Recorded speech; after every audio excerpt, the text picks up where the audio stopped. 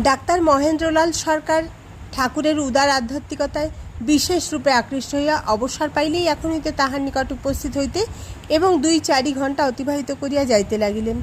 তাহার মূল্যবান সময়ের এত অধিক ভাগ এখানে কাটাইবার জন্যে ঠাকুর একদিন তাহাকে কৃতজ্ঞতা জানাইবার উপক্রম করিলে তিনি ব্যস্ত হইয়া বলি উঠিলেন, ওহে, তুমি কি ভাবো কেবল তোমার জন্য আমি এখানে এতটা সময় কাটাইয়া যাই?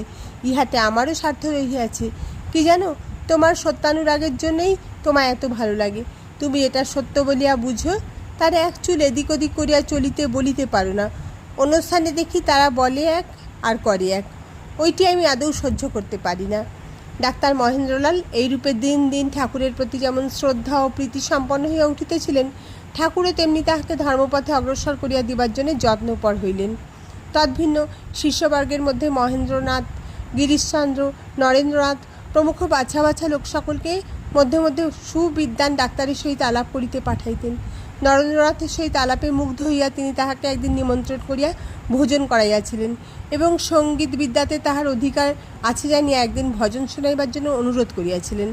উহার কয়েকদিন পরে ডাক্তার এক দিবস অপরাহ্নে ঠাকুরকে দেখিতে আসিলে নরেন্দ্রনাথ তাহাকে প্রতিশ্রুতি রক্ষাপূর্বক 2-3 ঘণ্টা কাল তাহাকে ভজন শুনাইয়াছিলেন। ডাক্তার সেদিন আনন্দিত হইয়া ঠাকুরকে বলিয়াছিলেন, এর মতো ছেলে ধর্মলাভ করিতে আসিয়াছে দেখে আমি বিশেষ আনন্দিত। একটি রত্ন, যাহাতে হাত দিবে সেই বিষয়েই উন্নতি সাধন করিবে।